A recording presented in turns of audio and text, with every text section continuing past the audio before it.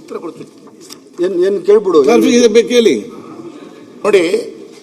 ಸಚಿವರು ನಾನು ಕೇಳಿದ ಪ್ರಶ್ನೆಯನ್ನು ಅವರು ತಪ್ಪಾಗಿ ತಗೊಂಡಿದ್ದಾರೆ. ನಾನು ಕೇಳುವುದು ಏನು ಅಂತ ಕೇಳಿದ್ರೆ, ಬೆಂಗಳೂರಿನಲ್ಲಿ ಇಲ್ಲಿಂದ ಅವರಿಗೆ ಮೊನ್ನೆ ಒಂದು ಪೊಲೀಸ್ ಔಟ್ಪೋಸ್ಟ್ ಚೆಕ್ ಪೋಸ್ಟ್ ಹತ್ರ ಒಂದು 100-200 ಚೆಕ್ ಪೋಸ್ಟ್ ಅಲ್ಲಿ ಯಾರೋ ಒಂದು ಕಾಂಟ್ರಾಕ್ಟರ್ ಬೆಂಗಳೂರಿನವ್ರು ಬಂದು ಹಾಕಿದ್ದಾರೆ. ತಮಿಳ್ನಾಡು ಇರಲಿ ಯಾರೋ ಒಬ್ಬ ಹಾಕಿದ್ದಾನೆ. ಅವನು ಸ್ಥಳೀಯ ಪೊಲೀಸ್ ಇಲಾಖೆಯವರ ಹತ್ರ ಕೂಡ ಯಾವುದೇ ಮಾಹಿತಿ ಕೊಟ್ಟಿಲ್ಲ. ಸ್ಥಳೀಯ ಆ ಜಾಗ ಯಾರ್ದು, ಮಹಾನಗರ ಪಾಲಿಕೆ, ಅವರಿಗೂ ಮಾಹಿತಿ ಕೊಟ್ಟಿಲ್ಲ. ಅವನು ಬೇಕಾಬಿಟ್ಟಿ ಬಂದು ಟೆಂಡರ್ ತಗೊಂಡಿದ್ದಾನೆ ಅಂತೇಳಿ ಅವನು ಫುಟ್ಪಾತ್ ಮೇಲೆ, ಎಲ್ಲೆಲ್ಲಿ ರಾಜಕಾಲುವೆ ಮೇಲೆ, ಯಾವ್ಯಾವ ಮೀಡಿಯನ್ ಮೇಲೆ ಕಟ್ಕೊಂಡು ಹೋಗಿದ್ದಾನೆ. ಚೆಕ್ ಪೋಸ್ಟ್ ತರ ಕಟ್ಟಿದ್ದಾನೆ. ಇವರು ಇಲ್ಲಿಂದ ಟೆಂಡರ್ ಕೊಡ್ಲಿ, ಅಲ್ಲಿ ಬಂದ ನಂತರ ಸ್ಥಳೀಯ ಸಂಸ್ಥೆ ಆಡಳಿತ ಪೊಲೀಸ್ ಇಲಾಖೆಯೊಂದಿಗೆ ಕೂತ್ಕೊಂಡು ಅವರು ನಿಗದಿಪಡಿಸಿದ ಜಾಗದಲ್ಲಿ ಹಾಕಬೇಕು. ಬಿಟ್ರೆ ಅವನು ಖುಷಿ ಬಂದ ಜಾಗದಲ್ಲಿ ಹಾಕಿಕೊಡ್ಲಿಕ್ಕೆ ಅವನ ಅಪ್ಪನ ಜಾಗ ಅಲ್ಲ, ಅದು ಮಹಾನಗರ ಪಾಲಿಕೆ ಜಾಗ. ಅವನು ಟೆಂಡರ್ ತಗೊಂಡಿದ್ದಾನೆ ಅಂತ ಹೇಳಿದ್ರೆ ನಾಳೆ ರಸ್ತೆ ಮಧ್ಯದಲ್ಲಿ ಕಟ್ಬಿಡೋದಾ? 3 ಕಡೆ ರಸ್ತೆ ಮಧ್ಯದಲ್ಲಿ ಕಟ್ಟಿದ್ದಾನೆ ಅವನು. ನಾನು ಇದನ್ನು ಯಾಕೆ ಹೇಳ್ತೇನೆ ಅಂತ ಕೇಳಿದ್ರೆ, ಸಾರ್ವಜನಿಕರು ನಗಾಡ್ತಾರೆ. ಸಾರ್ವಜನಿಕರಿಗೆ ನಿಯಮ ಗೊತ್ತಿಲ್ಲ. ಶಾಸಕರೇ ನೀವೇನ್ ಮಾಡ್ತೀರಿ ನೋಡಿ, ಇಲ್ಲಿ ರಸ್ತೆ ಮಧ್ಯದಲ್ಲಿ ಕಟ್ಟಿದ್ದಾರೆ ಅಂತ ನಮ್ಮ ಹತ್ರ 1000 ಪ್ರಶ್ನೆ ಕೊಡ್ತಾರೆ. ತಪ್ಪು ಮಾಡುವವರು ಇವರು, ಪ್ರಶ್ನೆಗೆ ಉತ್ತರ ನಾವು ಕೊಡ್ಬೇಕಾ? ಇದು ಒಂದು ಪ್ರಶ್ನೆ. ಎರಡನೇದು ಎಲ್ಲ ಈ ಹಿಂದೆ ನಿಯಮ ಇತ್ತು. ಹೋರ್ಡಿಂಗ್ಸ್ಗೆ ಟ್ಯಾಕ್ಸ್ ಇದೆ, ರೆವೆನ್ಯೂ ಕಲೆಕ್ಟ್ ಆಗುತ್ತೆ ಮಹಾನಗರ ಪಾಲಿಕೆಗೆ, ಸ್ಥಳೀಯ ಸಂಸ್ಥೆಗಳಿಗೆ. ಇದು 1ನೇ ಭಾಗ. ನಾನು ಕೇಳುವಂಥದ್ದು, ಇಷ್ಟು ವರ್ಷದಿಂದ ಆ ಹೋರ್ಡಿಂಗ್ಸ್ಗಳಿಗೆ ಸ್ಥಳೀಯವಾಗಿ ಮಹಾನಗರ ಪಾಲಿಕೆ ಟೆಂಡರ್ ಕರೆದು ಯಾರು ಟೆಂಡರ್ ಅಲ್ಲಿ ಅತ್ಯಧಿಕವಾಗಿ ಕೋಟ್ ಮಾಡಿಕೊಂಡು ಭಾಗವಹಿಸ್ತಾರೆ ಅದು ಬೇರೆ. ಇವರು ಬೆಂಗಳೂರಿನಿಂದ ಹೋರ್ಡಿಂಗ್ಸ್ಗೆ, ಅಲ್ಲಿ ಮಂಗಳೂರಿನ ಹೋರ್ಡಿಂಗ್ಸ್ಗೆ ಟೆಂಡರ್ ಕರೆದಾಗ ಅದಕ್ಕೆ ಇವರು ಮಾನದಂಡ ಹಾಕ್ತಾರೆ. ಇವನ ಹತ್ರ ವರ್ಷಕ್ಕೆ ಇಷ್ಟು ಬಿಸ್ನೆಸ್ ಇರಬೇಕು. ಆ ಸ್ಥಳೀಯ 25 ವರ್ಷದಿಂದ ಮಾಡ್ಕೊಂಡವನು ಏನು ಮಾಡ್ಬೇಕು ಹೇಳಿ? ಅವನು ಇಲ್ಲಿ ಬಂದು ಭಾಗವಹಿಸಲಿಕ್ಕಾಗಲ್ಲ. ಅದರಲ್ಲಿ ಆ ಕ್ಯಾಪಿಟಲ್ ಇನ್ವೆಸ್ಟ್ಮೆಂಟ್ ಮಾಡಿರ್ತಾನೆ ಅವನು, ಆ ಫೌಂಡೇಶನ್ ಕಟ್ಟಿರ್ತಾನೆ, ಕಬ್ಬಿಣದ ರೋಡ್ ಕಟ್ಟಿರ್ತಾನೆ, ಅದೆಲ್ಲ ಅವನು ಕಟ್ಟಿರ್ತಾನೆ. ಅವನು ಕಟ್ಟಿದ ಫೌಂಡೇಶನ್ ಮೇಲೆ ಈ ಬೆಂಗಳೂರಿನವನು ಬಂದು, ಯಾರು ತಮಿಳುನಾಡು ಬಂದು ಫ್ಲಕ್ಸ್ ಹಾಕ್ತಾನೆ, ಹೋರ್ಡಿಂಗ್ಸ್ ರೆಂಟ್ ಕಲೆಕ್ಟ್ ಮಾಡ್ತಾನೆ. ಇದಕ್ಕೆ ಕಾನೂನು ರೀತಿಯಲ್ಲಿ ಅವರು ಕೋರ್ಟಿಗೆ ಹೋಗಿದ್ದಾರೆ. ಕೋರ್ಟಿಗೆ ಹೋದಾಗ UD ಡಿಪಾರ್ಟ್ಮೆಂಟ್ನ ಮಹಾನಗರ ಪಾಲಿಕೆ ಅಧಿಕಾರಿಗಳು ಕೋರ್ಟಿನಲ್ಲಿ ಹಾಕಿದಂತ ಅರ್ಜಿಯನ್ನು ಹಿಂದೆ ಪಡ್ಕೊಳ್ಳಿ ಅಂತೇಳಿ ಅವರಿಗೆ ಥ್ರೆಟ್ ಕೊಡ್ತಾ ಇದ್ದಾರೆ. ನಾನು ಕೇಳೋದು, ಈ ರೀತಿ ಪರಿಸ್ಥಿತಿ ಯಾಕಾಗ್ತಾ ಇದೆ? ಸುಮ್ಮನೆ ಇದು ವೇದವ್ಯಾಸು ಸುಮ್ಮನೆ ಹೇಳೋದಲ್ಲ ಸಭಾಧ್ಯಕ್ಷ.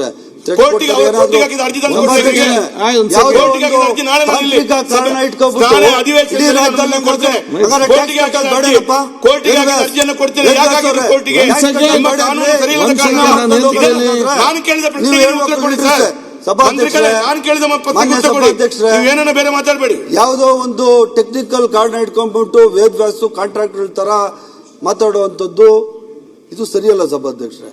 ಟೆಕ್ನಿಕಲ್ ಕಾರಣ ಇಟ್ಕೊಂಡು 16 ಕೋಟಿ ರೂಪಾಯಿ ನಮ್ಮ ಟ್ಯಾಕ್ಸ್ ಬರಬೇಕಾಗಿತ್ತು ಮಂಗಳೂರು ಮಹಾನಗರ ಪಾಲಿಕೆಗೆ. ಅಷ್ಟು ಜವಾಬ್ದಾರಿಯುತ ವ್ಯಕ್ತಿಗಳು ನೀವು ವೇದವ್ಯಾಸ ಅವರೇ, ನೀವೇ ಆಕ್ಚುಲಿ ನಿಲ್ಸ್ಬಿಟ್ಟು ಹೊಡ್ಸಾಕ್ಬೇಕಾಗಿತ್ತು ಇಷ್ಟು ತನಕ. ನೀವ್ ಯಾಕೆ ಸುಮ್ಮನೆ ಇದ್ರೆ? ಅನಧಿಕೃತವಾಗಿ 1 ರೂಪಾಯಿ ಟ್ಯಾಕ್ಸ್ ಕಟ್ಟಿದಿರಾ, 100 ಕೋಟಿ ಲಾಭ ಮಾಡ್ಕೊತಾವ್ರೆ ಅಲ್ಲಿ ಯಾರು ನಿಮ್ಮ ಫ್ಲೆಕ್ಸ್ ಹೋಲ್ಡರ್ಸ್. ಯಾಕೆ ಇಷ್ಟು ದಿನ ಹಂಗಾದ್ರೆ ಮಾಡಿಲ್ಲ? ಹೊಡೆದಾಕ್ತಿವಿ ಅಂತ ಕೇಳಿದ್ರೆ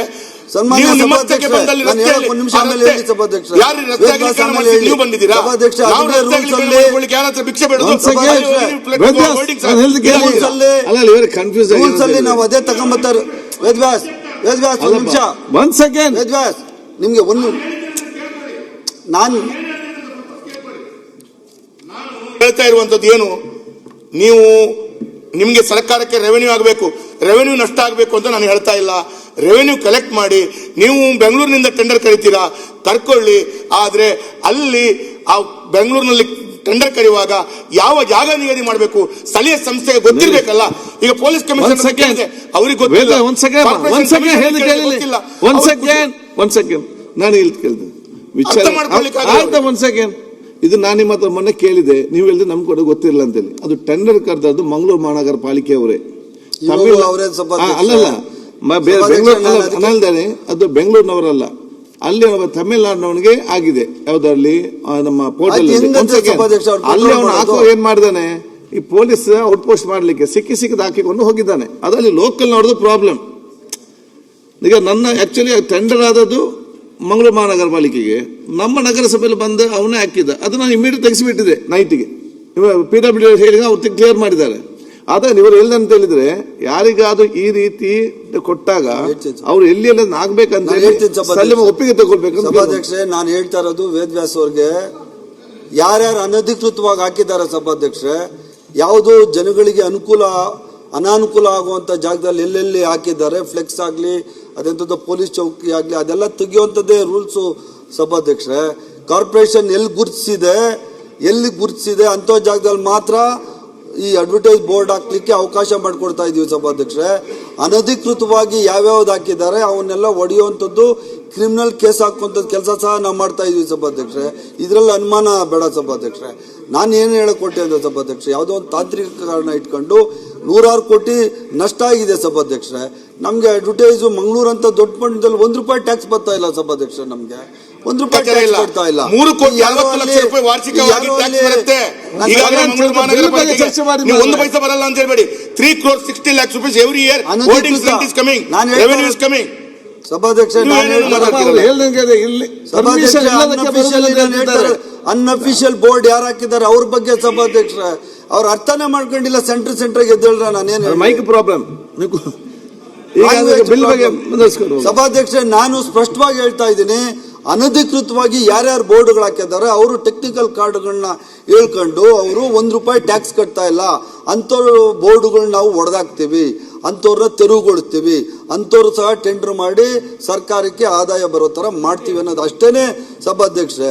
ಇದರಲ್ಲಿ ಮತ್ತೆ ಇನ್ನು ಉಳಿದಿದ್ದು ಯಾವ್ಯಾವ್ದಿದೆ ಸಭಾಧ್ಯಕ್ಷ, ಸರ್ಕಾರದ್ದು ಯಾವುದಿದೆ, ಪ್ರೈವೇಟ್ ಜಾಗದಲ್ಲಿ ಯಾವುದಿದೆ, ಸ್ವಂತ ಜಾಗದಲ್ಲಿ ಯಾವ್ದು ಹಾಕೊಂಡಿದ್ದಾರೆ, ಇವೆಲ್ಲಕ್ಕೂ ಟ್ಯಾಕ್ಸ್. ಈಗ ಯಾರೋ ಒಬ್ರು ಸ್ವಂತ ಜಾಗದಲ್ಲಿ ಹಾಕ್ತಾರೆ ಸಭಾಧ್ಯಕ್ಷ, ಜಾಗವನ್ನು ಅವ್ರದ್ದೇ, ಫ್ಲೆಕ್ಸು ಅವ್ರದ್ದೇ. ಅವ್ರು ನಾವು ಇನ್ಸಿಸ್ಟ್ ಮಾಡೋಕ್ಕಾಗಲ್ಲ ಸಭಾಧ್ಯಕ್ಷರೇ. ಇದು ನಾವು ಹರಾಜಾಗ್ತಾ ಇದೀವಿ ಕೊಡಿ ಅಂತ ಹೇಳೋಕ್ಕಾಗ್ತಾ ಇಲ್ಲ. ಅವ್ರಿಗೆ ಕೊಡಬೇಕು, ಅವ್ರಿಗೊಂದು ದುಡ್ಡು ಫಿಕ್ಸ್ ಮಾಡ್ತೀವಿ, ಅವರು ಒಂದಷ್ಟು ಅಲ್ಪ ಪ್ರಮಾಣದ ದುಡ್ಡು ಸರ್ಕಾರಕ್ಕೆ ಕಾರ್ಪೊರೇಷನ್ ಟ್ಯಾಕ್ಸ್ ಕಟ್ಟಬೇಕು. ಎಲ್ಲೆಲ್ಲಿ ಅನಧಿಕೃತ ಸರ್ಕಾರಿ ಜಾಗದಲ್ಲಿ ಹಾಕಿದಾರಲ್ಲ ಸಭಾಧ್ಯಕ್ಷರೇ, ಅವ್ರಿಗೆ ಹೆಂಗ್ ಬಿಡಕ್ಕದ ಸಭಾಧ್ಯಕ್ಷ? ಸರ್ಕಾರಿ ಜಾಗದಲ್ಲಿ ಹಾಕಿರೋಂಥದ್ದು ಪ್ರೈವೇಟ್ ಅಡ್ವರ್ಟೈಸ್ ಹಾಕಿರೋನ್ಗೆ ನಾವು ಸರ್ಕಾರ ಫಿಕ್ಸ್ ಮಾಡ್ತೀವಿ, ಕಾರ್ಪೊರೇಷನ್ ಫಿಕ್ಸ್ ಮಾಡ್ತದೆ, ನಾವು ಟೆಂಡರ್ ಮಾಡ್ತೀವಿ, ನಾವು ಎಷ್ಟು ಫೀಸ್ ಹಾಕಿದೀವಿ ಅಷ್ಟು ಕೊಡ್ಬೇಕು. ಅವನು ಆಗಿಲ್ಲ ಅಂದ್ರೆ ಇನ್ನೊಬ್ಬ ಬಂದು ಹಾಕತ್ತಾನೆ. ನಮ್ದು ಇಷ್ಟೇ ಸಭಾಧ್ಯಕ್ಷ, ಸಂಪೂರ್ಣವಾಗಿ ನಮಗೆ 100 ಕೋಟಿಗಳ ಆದಾಯ ಇದೆ. ಆ ಎಲ್ಲ ಆದಾಯನ ಸ್ಥಳೀಯ ಸಂಸ್ಥೆಗಳು ಕೊಡಬೇಕು ಅನ್ನೋದಷ್ಟೇ ಉದ್ದೇಶ. ನಾನು ಆಗಲೇ ಹೇಳ್ದಲ್ಲ ಸಭಾಧ್ಯಕ್ಷ, 3 ತರವಾದ ಟ್ಯಾಕ್ಸ್ ಅನ್ನು ಕಲೆಕ್ಟ್ ಮಾಡಿ ಆಯಾ ಸ್ಥಳೀಯ ಸಂಸ್ಥೆಗಳಿಗೆ ಅನುಕೂಲ ಮಾಡೋದಷ್ಟೇ ನನ್ನ ಉದ್ದೇಶ ಸಭಾಧ್ಯಕ್ಷ. ಈಗ ವಿಧೇಯಕವನ್ನು ಖಂಡವಾಗಿ ಕ್ಷಣ ಕ್ಷಣದ ಸುದ್ದಿಗಳಿಗಾಗಿ ಫ್ರೀಡಂ ಟಿವಿ ಸಬ್ಸ್ಕ್ರೈಬ್ ಮಾಡಿ, ಲೈಕ್ ಮಾಡಿ ಹಾಗೂ ಫಾಲೋ ಮಾಡಿ. ಹೊಸ ಸುದ್ದಿಗಳ ನೋಟಿಫಿಕೇಶನ್ಗಾಗಿ ಬೆಲ್ ಐಕಾನ್ ಮೇಲೆ ಕ್ಲಿಕ್ ಮಾಡಿ.